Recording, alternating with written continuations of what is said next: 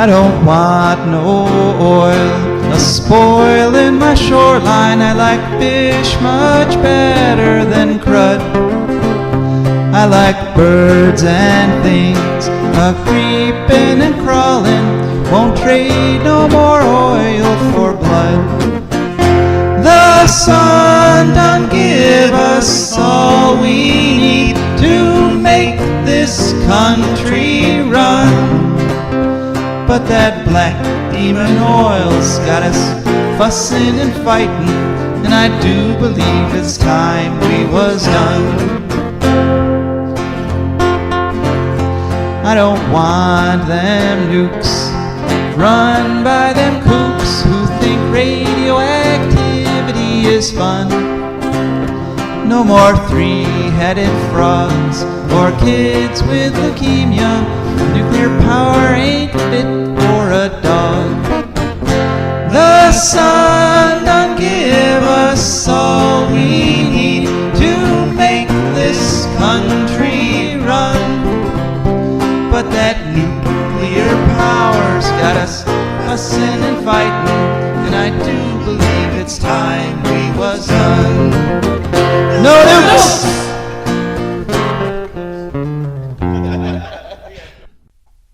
Good afternoon, Cleveland, and hello to those of you listening on the internet, wherever and whenever you may be.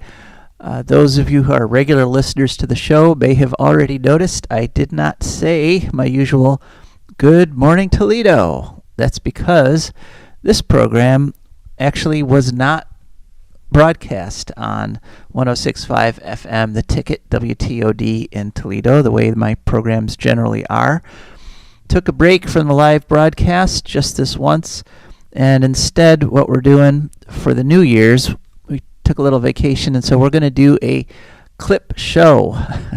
We're going to do one of those shows that newscasters are so fond of, where you take the highlights of the previous year, interviews and events, and you string them all together for a show. I've never done this before myself personally, but I can see the temptation, because looking back on 2020, we had amazing guests on. We had just incredible interviews, and I'm not going to be able to do them justice in an hour, but we're going to give you the best of the best. And I just wanted to say that 2020 was a terrible year in a lot of ways, but there was some good news for the environment. There was some good things that happened. Yes, it does look like it was probably the hottest year on record again, and unfortunately the cut in CO2 emissions by humans was offset by the increase in CO2 from things like fires in the Arctic and the rainforests in Australia and everywhere else around the world. But some of the good things, wind and solar power really took off in 2020. A lot of other industries faltered. A lot of things it turns out we didn't actually need to be doing and spending energy and time on kind of dropped by the wayside under the pressure of COVID. But wind energy and solar energy really continued to grow all over the planet, and that's good news for all of us. And everyone on the planet this year, from the things that happened, like the record number of hurricanes in the Atlantic, things like the huge storms that hit all over the planet, the typhoons and the mudslides, things that were predicted by those of us who were trying to call attention to the problems of global warming for the past several decades, for the past 40 years, all our predictions have started coming true. A lot of them even sooner than were predicted, but now the whole world, everyone in the planet, except for a few people there's always a few people able to deny reality, even even to the point of not getting off of a sinking ship. There's always a few of those, but the vast majority of people and countries all over the world now understand just what a problem global warming is, and have dedicated themselves and focused efforts on reducing carbon emissions. And so that is a good thing that happened in the year 2020. and hopefully it'll continue. And we're going to continue now. I'm going to start out with one of the earliest interviews of the year, and I think one of the best, actually. I'm going to interview Dr. Helen Caldicott. And it took a little while to set this interview up. Had to call all the way to Australia, since of course that's where she lives. And it was just an inspiring interview, and I really enjoyed doing it. And as I've said before, this is one of the great pleasures of doing For a Green Futures, getting to do interviews like this.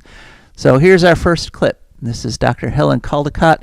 This was recorded on, get the date right here, on January 19th of 2020. So enjoy.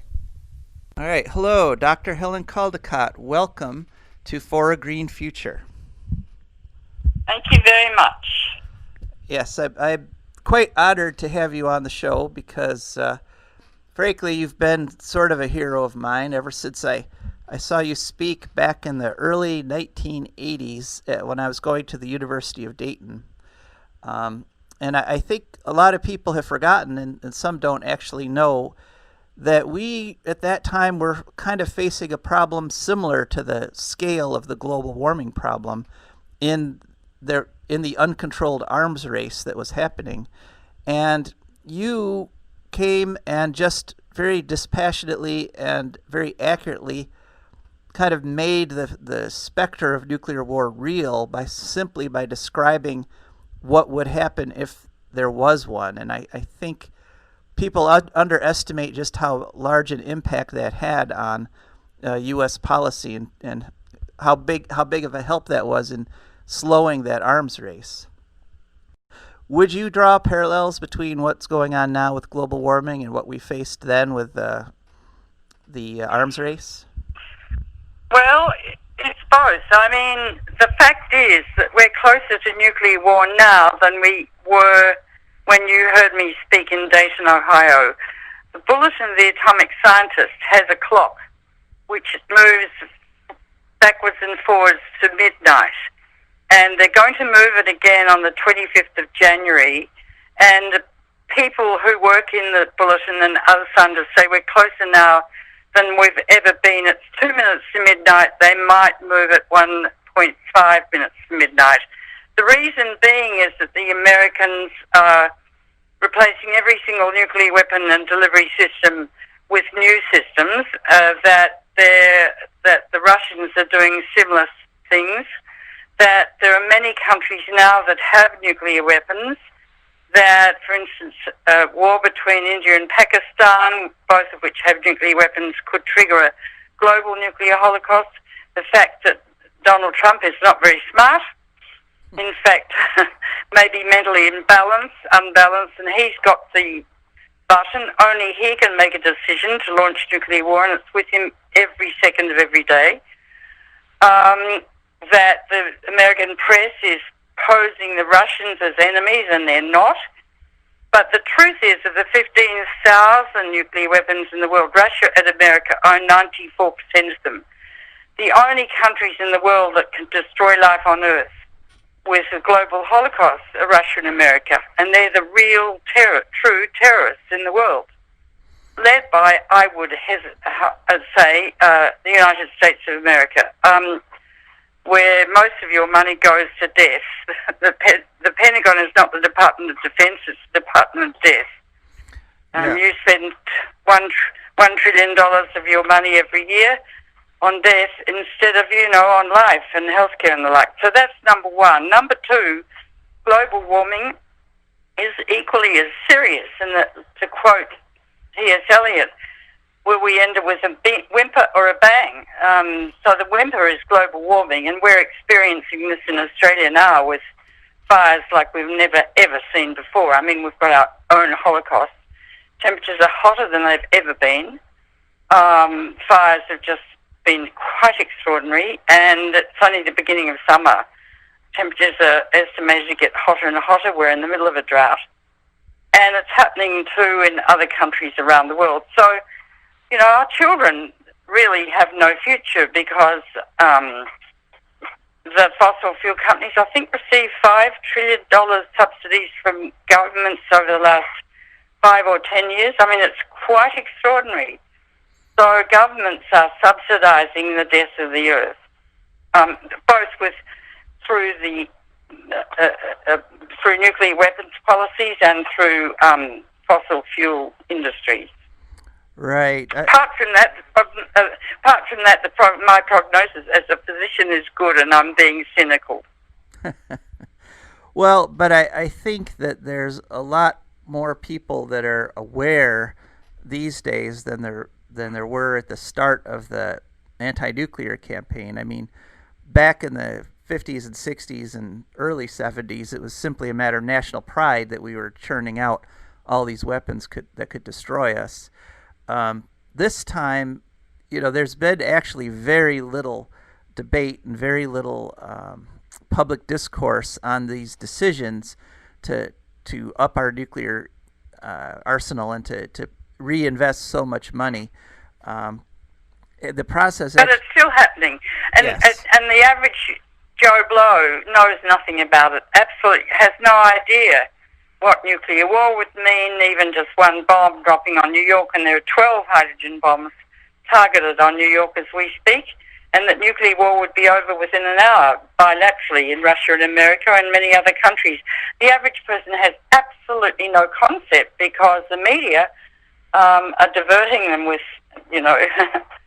clothing and food and God knows what, but not teaching them as we did in the 80s about the medical implications of nuclear war for their families and their children and the earth. Right. Well, that's one of the reasons that we have started For a Green Future. This is a program that, we're airing on a station which is normally a sports station. And those of you that are listening and waiting for the sports, don't worry. Sports are back on their way promptly at 9 o'clock. But we want to reach people that aren't normally reached by the way media has gotten so focused and shows people only the sorts of things they want to hear. That's why I chose to have this program on this station, because we are reaching people that normally don't hear this kind of information, and I think it's very important. But you touched on the fires in Australia. I wanted to, first of all, I was just wondering, what sort of things have you personally seen because of these fires? What sort of things are you experiencing down there? Okay. Well, we had to evacuate from our little country town 2 hours south of Sydney to Sydney the weekend before last because the fires were very close to us. The winds were very high and the fires were moving at rapid speed. And we didn't know if our town was going to be burnt or not. I mean, a cinder could land, and it was so hot. Cinder could land on your wooden platform outside the house, and suddenly the whole house explodes. The smoke has been quite extraordinary. Melbourne the other day was the most polluted city in the world, and the Australian Open tennis was taking place, and the participants, they couldn't play because they were getting asthma and coughing and feeling nauseated. Canberra's had the worst air in the world as well. When the sun rises, it's orange, and everywhere there are sort of scorched leaves all over the garden and the lawns and everything. So much has been burnt, and can you imagine how much that's adding to global warming? As well as the fact that we are the largest exporters of coal in the world. And we've got a revolting Prime Minister who wants to keep exporting coal. In other words, wants to kill the earth in light of these fires. It's quite extraordinary. I mean, the problem is that most politicians are scientifically and medically illiterate. They don't know what they're doing. They're corporate prostitutes. They're paid for by corporations, as the fossil fuel companies do, and they're not representing us at all. Well, I'm afraid they're representing. Yeah, I'm afraid we have a very similar situation here in Ohio. We spent, you do. Yeah, we spent this past year fighting something called House Bill 6, which is a bill that took Ohio's energy policy backwards to the 1950s. It cut all funding for wind and solar, and instead it subsidizes coal and nuclear. But oh my God! yes, I know, but it's not too surprising. Well, then you've got to change that. I think most Americans don't realise they live in a democracy. A, they don't bother to vote. Well, in Australia, voting is compulsory. Living in a democracy means you have great responsibility, and the politicians are not your leaders. They are your representatives, and you are their leaders. And you need to go to their offices every week when they come home to their district and educate them and threaten them and say, if you don't do thus, thus, and thus, we'll make sure you're not elected next time. Very important reminder from Dr. Helen Caldicott in that episode. And it's easy for us to forget that these legislators that are putting all these terrible policies in place, really, we can fire them. Really, we can vote them out of office. So often we just feel like they're the ones in power and we're helpless with what they do to us and the environment. But no, not at all. We need to seize the reins of government and put people who understand basic science and ecology and environment into decision-making places. And so our next up, we have an interview from April 12th of 2020. And this is an interview with Diane D'Arrigo. I included her because she's been such an important part of the show since its beginning. She was actually in our very first episode. And so her fight against the nuclear industry is just epic and ongoing. And we're so grateful to her that I wanted to be sure to get at least one clip with an interview with her. Also in this episode, April 12th, we did a pretty ambitious project. We did an exponentially growing stack of quarters. We started with 1 quarter in minute 1, and we doubled the pile every minute for the whole 60 minutes of the program. And, well, I'll let you hear what the end result was. So here's our April 12th episode, April 12th interview with Diane D'Arrigo. Say decommissioning, Diane, I think people need to know that what that means is taking all those components you described, taking all the pumps, taking all the concrete on the inside of the reactor, taking they rubbleize the whole reactor, yeah, and then they crumble the whole reactor.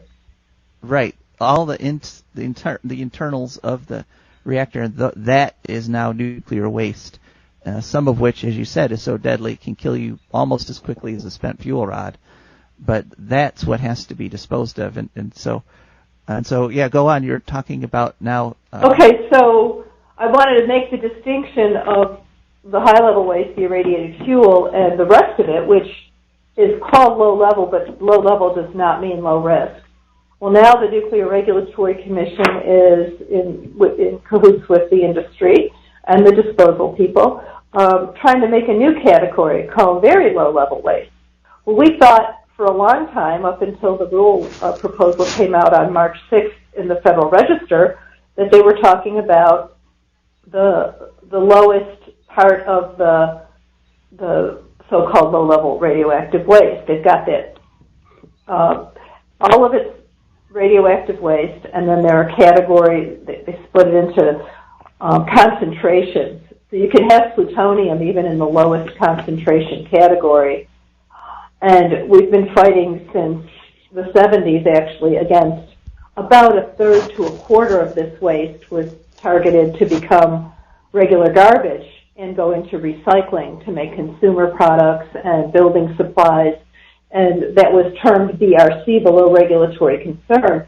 Over the decades, there have been about 15 or 20 efforts by the government and the industry in the U.S. and around the world, but mainly in the U.S. is where we've been fighting it, preventing this deregulation or release of radioactive waste from the requirements to go to those licensed facilities or to be managed in a licensed radioactive way.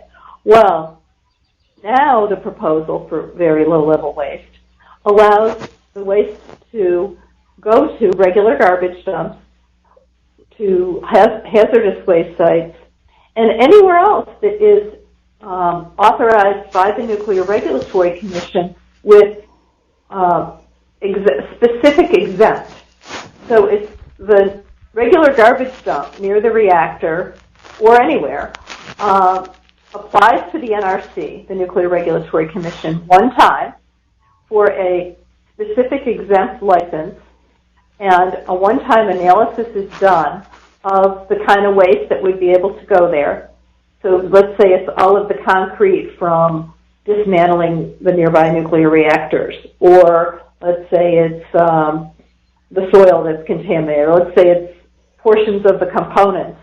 The new dumps that would be able to take it, they do not have a license for radioactivity. They have a specific exempt permission from the Nuclear Regulatory Commission to take this nuclear waste.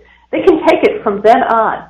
And in the analysis, the one-time analysis they do, they are allowed to, from their site, give off 2.5 times more radioactivity than the licensed nuclear waste dumps. Oh. Wow. So we're talking here about everything, probably not the irradiated fuel, probably not the portion of the high-level waste that gives a lethal dose unshielded. There's a small portion of that.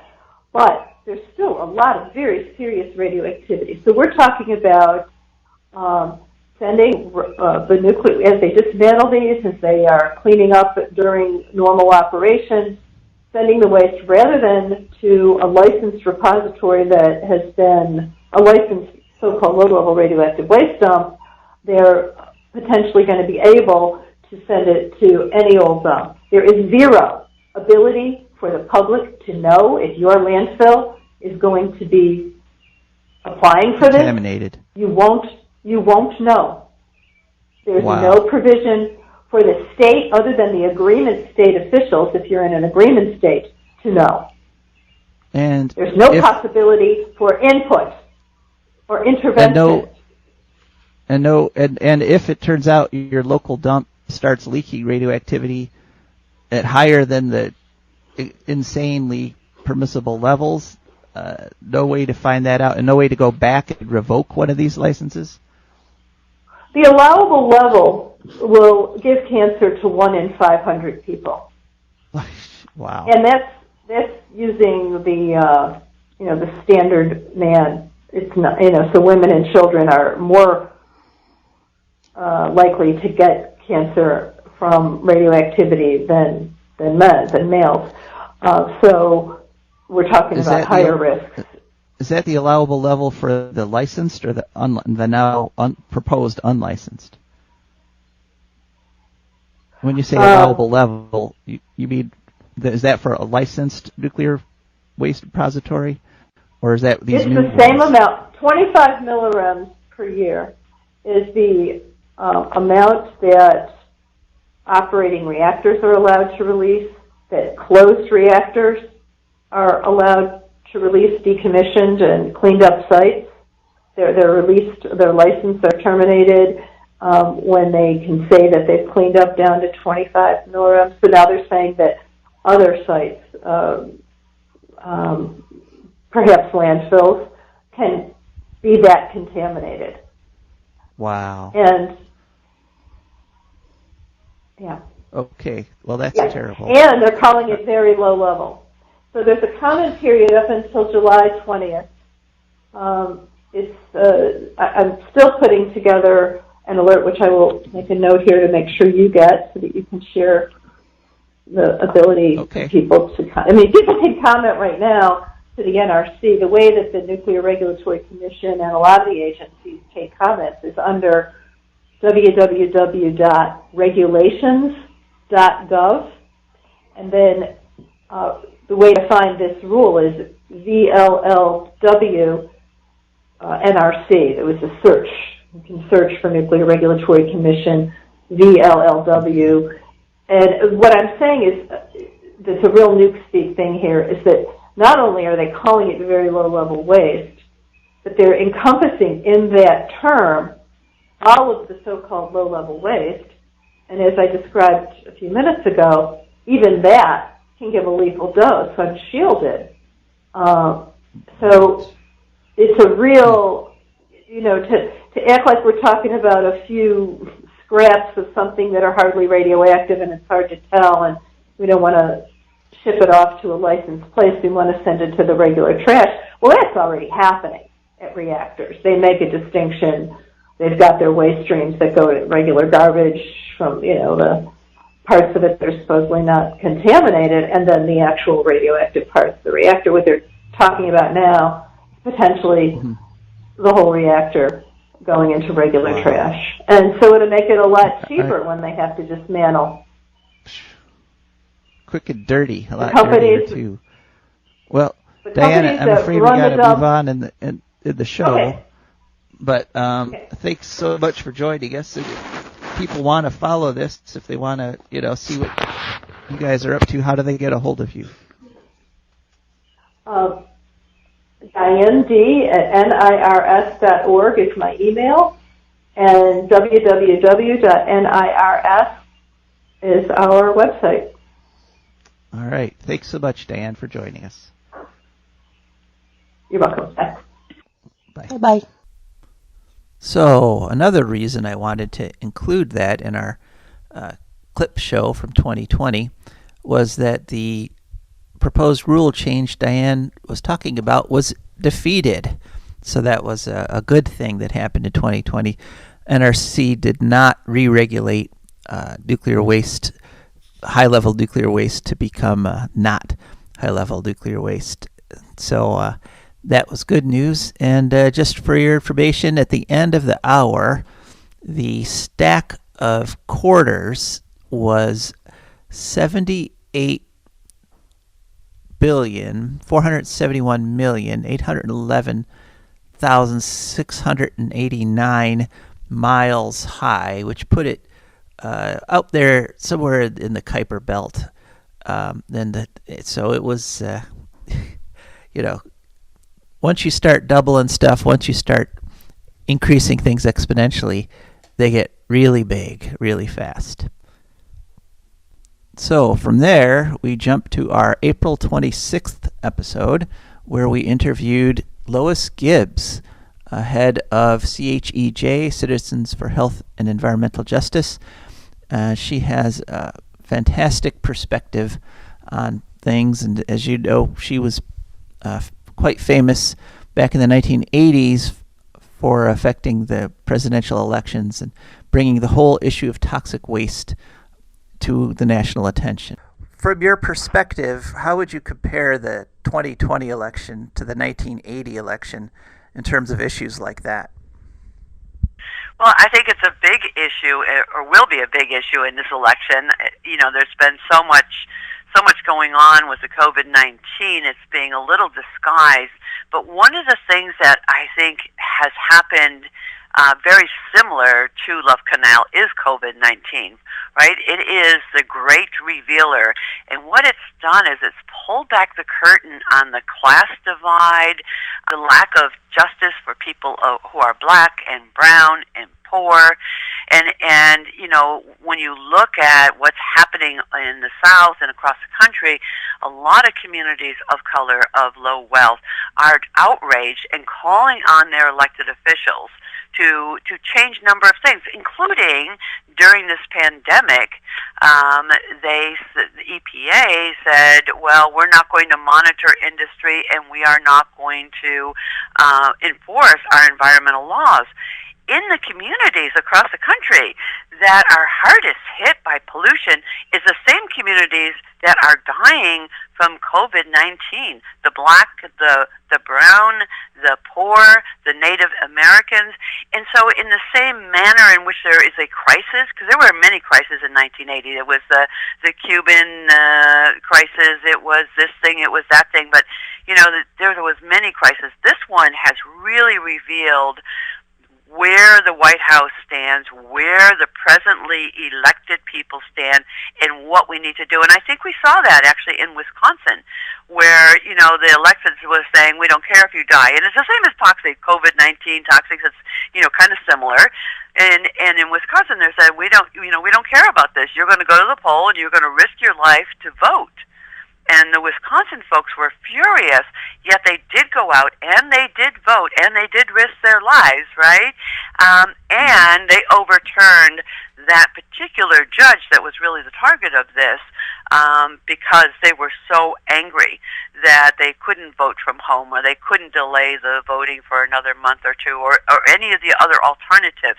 And so I think there is a similarity. It's not necessarily toxic as COVID-19, but COVID-19 has revealed the fact that low-income families, people of color, communities of color, live next to these refineries, these chemical plants. They are being exposed more. They are already predisposed with respiratory disease as a result, and the lack of health care and access to hospitals and other things, that they are dying at a much higher rate than white folk who do not live by the industry. So I think there is this, comparable thing happening today that's going to express itself in the 2020 elections. Mm-hmm.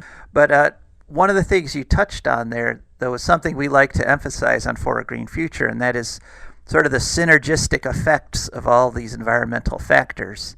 And so you, over the years, have, I guess, gotten a lot of experience with the way things like pollution from toxic waste dumps exacerbates other problems and other diseases and makes illness more likely. Yeah, that's really true. I mean, we are seeing the illnesses across the country are not a whole lot different than they were back in Love Canal days. In Love Canal days, we had over 50% of our children were born with birth defects. And so, that's a huge number. And then you go to different places, you see that same thing happen. And you take Detroit, for example, which is a hotbed for the COVID-19, but it's also a hotbed for pollution. So when you look at Michigan, you see the zip code there, which is 48217 in Detroit, is the most polluted zip code in the state of Michigan. This is where Marathon is, and a number of, I think it's like 32 other industries. And when you look at the population there, most of the population is black or brown. There is white as well, all of which are low income, and they have health deserts, we call them. There's no health care. Like their health care is the emergency room. They don't have insurance, so they can't have a regular doctor and go to like you and I, who are much more privileged, can do. And so these folks are getting sick, and right now they're really in a tough place because Marathon's not being monitored. It's not being enforced. The folks in Detroit are breathing in this stuff, and they have respiratory disease. There's statistics on how many people, and I don't have them at my fingertips here, but how many people in Detroit, Michigan, in this particular zip code, 48217, who have respiratory disease. And this is, COVID-19 is a respiratory virus, and folks are dying left and right. I mean, literally, you can talk to anybody in that zip code, and they know 2 or 3 people who have died, and they know a number of other people who are sick, really, really sick. And so part of the problem is not just COVID-19. Part of the problem is that the way our regulatory system works is we look at a single release pipe into the air, for example, and a single chemical. So out of that pipe, if you're releasing benzene, you can only release X amount of benzene, some number that some regulatory guy calculated that it would disperse and it wouldn't create a huge health problem. The problem with that is if we all lived in the desert and there was one pipe and one little thing of benzene, we would all be probably okay. We certainly wouldn't be dying at the rate they are in Detroit, Michigan. However, that's not the way the real world works. So they have these laboratory models and decision making on these pipes and these permits, but essentially each one of these pipes releases more than a single chemical, multiple chemicals that go into the air, and people are exposed to multiple chemicals. So what does that mean? No one even knows. We know what benzene does. We know what this chemical does or that chemical does. We don't know what happens when you're exposed 24 hours a day, 7 days a week to multiple low-level chemicals that accumulate and become a high level of a toxic soup that you're breathing. There's no studies of that. We don't understand it. What we do know is that people who live around these type of facilities have more cancer, have more respiratory disease, have more reproductive disease. And so the way our system is established and the way we regulate these chemicals is totally wrong, because we cannot do it chemical by chemical, pipeline by pipeline, because in some of these facilities, there's one in Delaware, New Jersey, Deepwater, New Jersey. The gentleman from the facility said, Lois, I don't know what you're doing out here. Why are you protesting this new permit? There are 1,300 pipes that we're releasing chemicals from. What is one more? Wow, yeah, the attitudes that people like Lois Gibbs and Diane D'Arrigo and Helen Caldicott are fighting are just incredible. Just people have no clue as to how much they're damaging the environment and ultimately damaging themselves. And it's just been a source of inspiration to me for many years that people like the people I interview on my shows keep fighting these fights for decades and decades, and they keep having an impact, and they all are helping to protect us, and they deserve our support. Now, the next show we're going to do is an interview that we did back in May of 2020 with Andrew Tobias, and he did a story, he's a reporter, did a story on an aspect of House Bill 6 that is often forgotten. And let's just give a listen to what Andrew has to say. House Bill 6 certainly was something out of the ordinary. I mean, it really, I've never seen an issue sort of galvanize everyone in the state the way this one did. But actually, so why don't you, if you could you just give us a sort of a synopsis of the story you recently filed about of Energy Harbor doing stock buyback? So earlier this week, I reported that Energy Harbor increased the amount of share buybacks that they're authorized to conduct from $500 million to $800 million. And a share buyback, generally, people think about it as a very large publicly traded company buying shares of their own stock back so that the remaining shares that are in sort of general ownership are worth more as a result because there's fewer of them. And it's something that a lot of companies do. It can be controversial. It's something that people have debated a lot.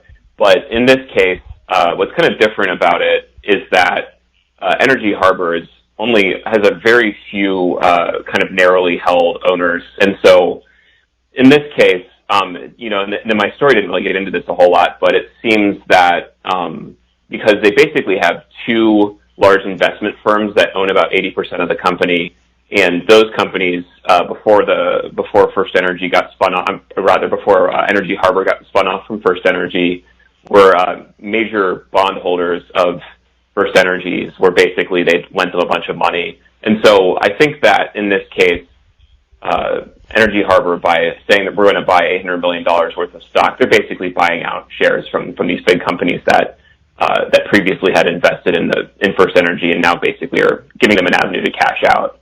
And so kind of the controversy of all of that is that the idea that they're able to do this, that they have $800 million to spend buying out their owners, is that they are guaranteed money from House Bill 6 when it kicks in next year. That kind of guarantees their future cash flow so that they emerge from the bankruptcy proceeding with a bunch of money that was part of the process of spinning off from First Energy. So they say, well, we've got all this money now. We're going to have more money in the future, so why don't we consolidate our ownership? And in this case, maybe, too, they're giving their owners a chance to sort of, I guess, cash out to some degree. With the assurance of $1 billion getting taken from the ratepayers, all our listeners, basically, they're able to spend $800 million. Basically, just when you say cash out, that essentially just means it goes into their pockets. They get the cash. Yeah, they're giving money to their shareholders. Yeah. Yeah, and so that was we here at For Green Future, we spent a lot of time covering HB6 last year. In fact, we had an HB6 update every week until it passed. We posted on environmental grounds, but safe to say we weren't the only ones who opposed it. Wasn't there a broad opposition to House Bill 6 in Ohio? Yeah, so part of the opposition were environmentalists, but other groups included manufacturers who were concerned that the subsidy, kind of like the tack-on charge to people's electricity bills, would make their own expenses go up. There were fiscal conservative groups that just kind of don't like the idea of government getting involved with the free market. And then like you guys, there were environmentalists who, part of the structure of it was they defunded money that had been set aside for renewable energy projects. That was kind of some of the basis for that too. So I will say that it was very widely covered, but I don't think it was generally that well understood, because not a lot of people sit around always thinking about kind of how their what their electricity bills say and what's in them and kind of what goes into all of that and stuff like that. But it was pretty remarkable that the coalition that was opposed to them was so diverse. Right, and I could tell you, because I was there for a lot of them, the testimony in front of the House and the Senate on this, the Ohio House and Ohio Senate, 9 out of 10 organizations, individuals, companies were in opposition to it, and pretty much the only entities that spoke in favor of it were entities that were directly going to either receive the money directly or, be that first in line to get the contracts once the money was allocated. Except, of course, now we're learning that one of the criticisms of this bill from fiscal conservative groups was, without the restrictions, it could be used for almost anything, and it could, in fact, be simply returned to the shareholders.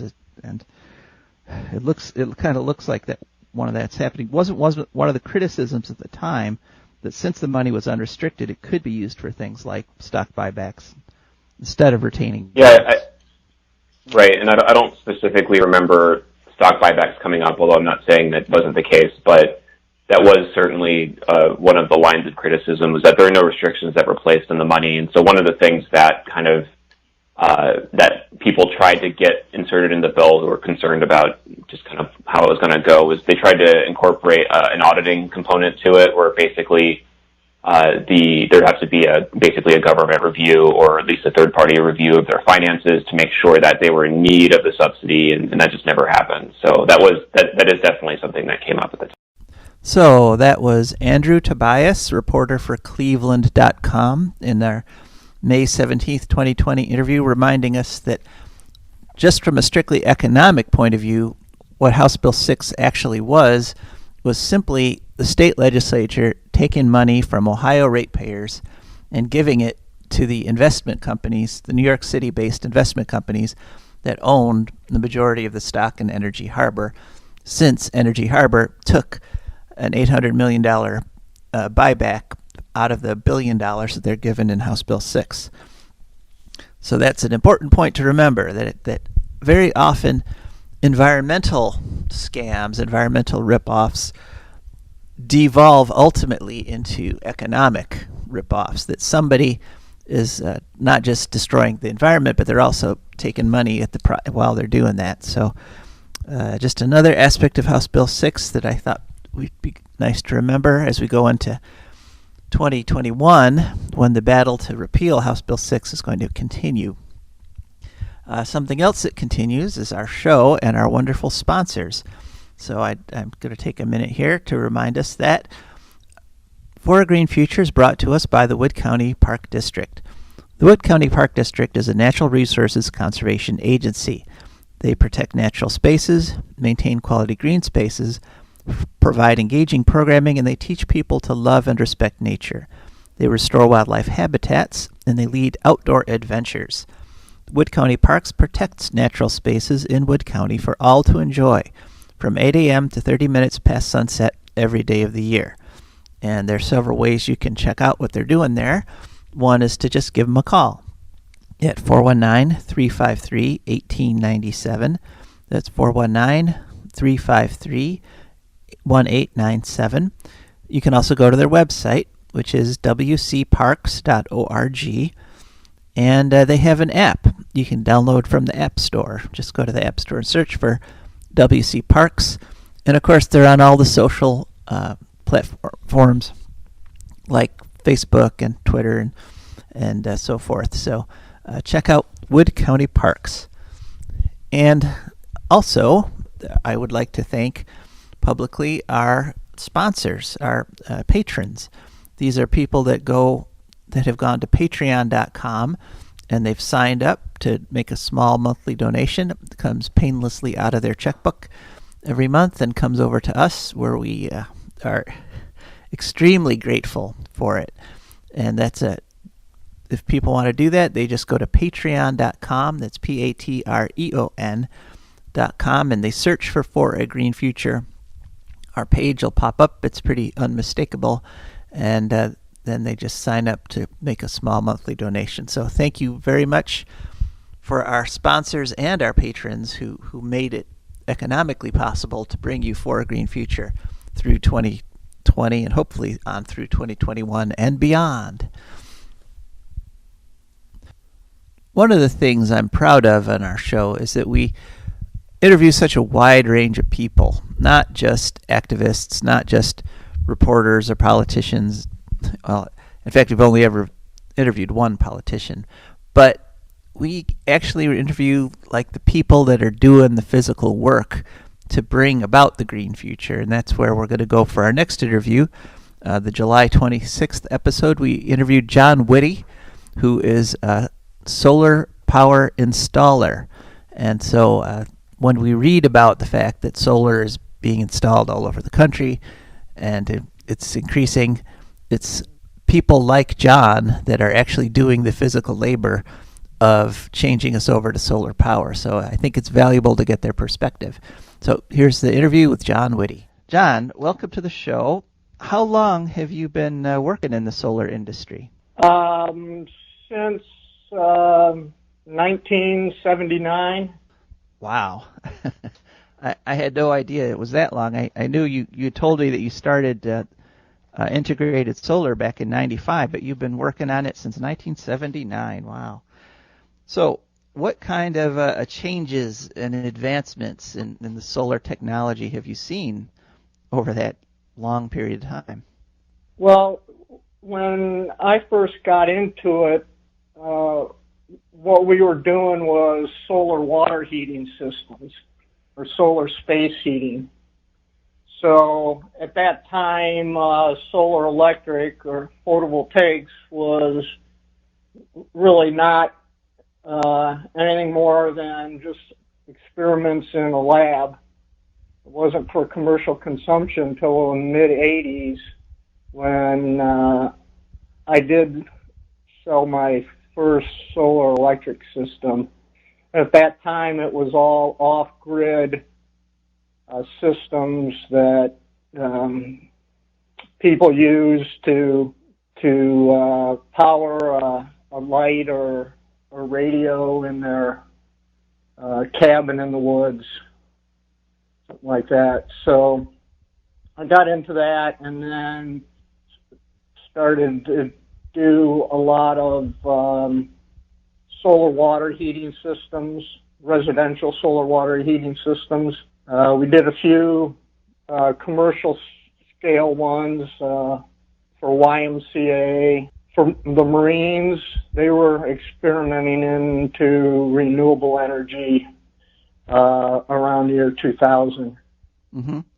Yeah, I just want to point out that solar is still being used that way in isolated off-grid applications. I actually have an example in the alley behind my house. There's ironically enough, there's a natural gas distribution little shed back there, and about a few months back they came out and they put a solar panel on it, and the solar panel's being used to power a remote monitoring setup they've got in there. So they actually found that was cheaper than hooking up to the grid, even though the grid was, there's plenty of power in the city of Bowling Green, but so that's still a practical way to look at solar. But grid tie has become the thing, and I think that's, would you agree with that assessment, that mostly systems are now running into the grid tie rather than being isolated? That's correct. we still have a few people that are using them for hunting cabins or things like that, but most of our customers are commercial or utility customers. Occasionally we'll do some residential around Northwest Ohio, but that's been a small part of it in the last 15 years. But I'll go back to the one I want to ask right now, which is, so if there was a young person listening to this show, somebody who's trying to figure out maybe what kind of field they'd go into, would you recommend that solar might be something to look at as a future employment? I see a lot of interest, particularly from college age students.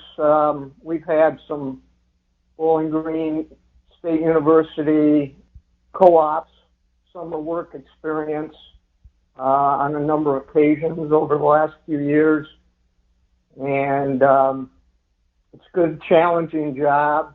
Not only do we install, we design systems, installing them on roofs or on large ground racks, solar fields, is always a challenge because you've got to connect those systems to the utility in some fashion.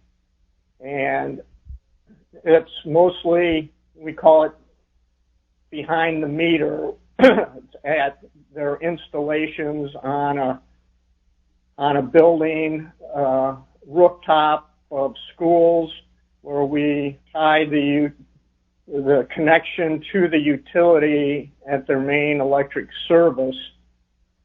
And so that service was not made for external connections like that. So we do have to come in and shut the power down to the facility, tap into their main service coming in.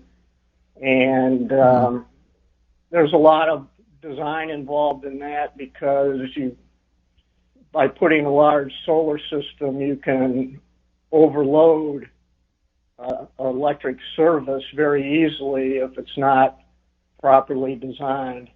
The interconnection, they call that. The interconnection, so, yes. Mm-hmm. Yeah, very important. And the Ohio has a net metering law. You've probably talked about that, and as most other states do, and that gives a homeowner or a facility owner the opportunity to interconnect to the grid. And if you're generating excess power, it will actually flow back into the grid instead of into a battery. So grid-tied solar has really revolutionized the solar electric industry, because it can be connected in many ways, types, sizes, and connecting to many different interconnection points on the grid. So it's been a very challenging and fun job. So now we make the leap from the rooftop solar into the world of international diplomacy, as we interview on our August 30th episode, 2020. We interviewed Ricklef Beutin, who is the Deputy Ambassador from Germany to the United States, and he told us all about the energy policy that Germany has called Energiewende, which is basically switching the whole country from coal and nuclear over to wind and solar. And it's been a fantastic success. And so this interview was actually a wealth of information that I've been able to use in battling trolls and so forth on the internet, because the false story, the disinformation, is that Germany's energy transition is failing, when actually, as you'll hear in this interview, it's succeeding very nicely. So here's our August 30th interview with Ricklef Beutin. So Germany's official energy policy is it's called Energiewende. Is that the correct pronunciation? Could you tell me the correct pronunciation and Of course, translate and maybe translate that phrase into English? Sure. So the pronunciation is Energiewende. So Energie in German, and Wende is the second part of the word. So what it means is Wende, so energy, of course, and Wende, what it means really is a turnaround. So energy turnaround, or as is mostly translated, energy transition. And what we mean by it is an adaptation and transition of basically of the whole economy to a system that's more environmental and more sustainable in terms of energy. And that includes the economic aspects and the social aspects of turning the economy towards a greener energy policy for the future. That's great. Now, during public hearings here that we had here in Ohio last year for our state energy policy that was called House Bill 6 or HB 6, there were several critics that characterized Energiewende as a quote-unquote failure. Would you agree or disagree with that statement? Well, I'm not privy to the details of this discussion and the remarks and whether the speakers were referring to individual aspects in the policy. But as for the whole policy, I would caution against the term failure. In fact, we consider it to be quite a big success, and I can tell you why if you want. Yes, please. As I said, this is about not just renewable energy, it's about that too, but not only, but it's really about a driver for greater energy efficiency for the whole economy, modernizing technology and innovation and digitization of the economy. I think what we've done over the years, and obviously it's a very challenging and long-term project, but what we've done so far, I think, is we've successfully laid the foundations to have this turnaround, have this transition, to be long-term more sustainable in energy usage, energy production, and at the same time have this at affordable cost and have it balanced in a social way, because obviously where you turn around industries and the whole economy, there will be job losses, but there's also job gains, and we can talk about that if you want to. And also, final point on what I think it's a success. If you look at the public support in Germany for it, actually more than 90% of the population support the energy transition. That's amazing. That's great to hear. It doesn't come through very often, but actually most Americans also want to transition over to clean energy. It's just that our policies don't always agree with the public sentiment. So it's nice to hear that in Germany, at least, that is being expressed in actual policy. So what would you say are some of the most important successes in your policy, your energy transition policy? Well, I would like to point you to maybe three issues here. So the first thing is the growth in renewable energy that we've seen over the years, over the decades, really.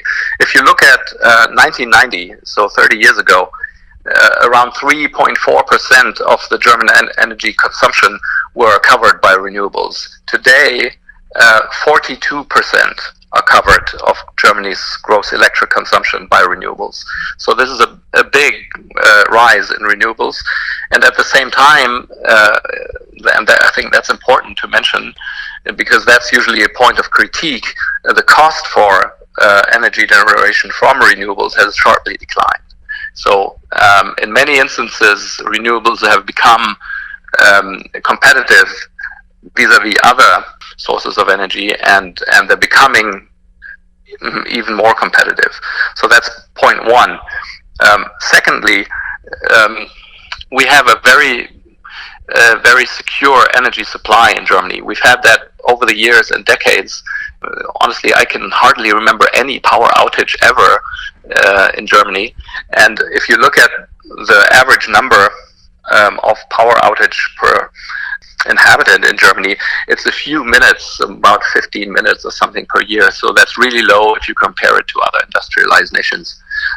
So what we're seeing is you can be very secure in your energy while transitioning to renewables. And of course, there's backup through other energy means and production methods that we still have. And the third thing I would like to mention is, and I've hinted at that before, the renewable energy sector is employing hundreds of thousands of people these days. So I have a number here that's a few years old, 2017, but still it may be impossible to illustrate it with that. So in 2017, 317,000 people, around that number, were employed in Germany in the renewables sector. Wow. And of course, as I said, as you turn around the economy and as you're decommissioning conventional power plants, of course, some jobs will be lost, and the same will be true with coal plants going from the grid in the next years and decades. But we think and we can empirically see that the overall net employment effects are positive, actually. So that's all we have time for. We still have to keep the show down to an hour, even though it's a pre-recorded show. But there were so many other great interviews throughout the whole year. And the one that I would really recommend, that I didn't include a clip of it because it's just so powerful and moving that I think you need to hear the whole thing.